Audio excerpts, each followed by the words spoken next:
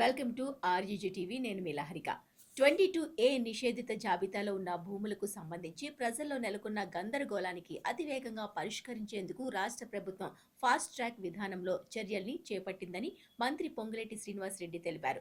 22A జాబితాలో భూమి ఉందనే ఒక్క కారణంతోనే రిజిస్ట్రేషన్ దరఖాస్తులను తిరస్కరించవద్దని, ప్రతి కేసును సక్రమంగా పరిశీలించి అర్హులైన వారికి ఎటువంటి జాప్యం లేకుండా న్యాయం చేయాలని అధికారులను ఆదేశించారు.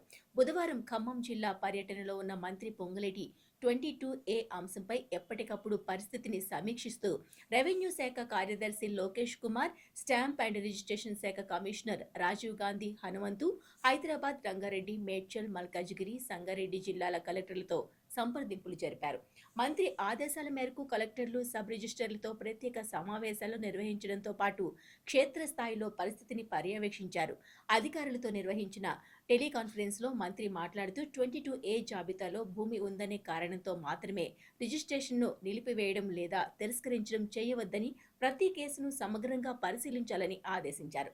సంబంధిత భూమి 22A నిషేధిత జాబితాలోకి ఎందుకు వచ్చింది, అందుకు సంబంధించిన రికార్డులు ఏమి చెబుతున్నాయి, ప్రస్తుతం భూమి వాస్తవ పరిస్థితి ఏమిటి, హక్కుదారుడి వద్ద ఉన్న పత్రాలు ఏమిటి, గతంలో జరిగిన రిజిస్ట్రేషన్లు, ప్రభుత్వ రికార్డులోని వివరాలు ఏమిటి వంటి అన్ని అంశాలను సమగ్రంగా పరిశీలించిన తర్వాతే తుది నిర్ణయం తీసుకోవాలని సూచించారు. రిజిస్ట్రేషన్ అవకాశం లేని వాటికి రిజిస్ట్రేషన్ ఎందుకు సాధ్యం కాదో దరఖాస్తుదారులకు స్పష్టంగా తెలియజేయాలని, నిబంధనల ప్రకారం ముందుగా చెల్లించాల్సిన రిజిస్ట్రేషన్ ఫీజును తిరిగి చెల్లించేలా చర్యలు తీసుకోవాలని ఆదేశించారు.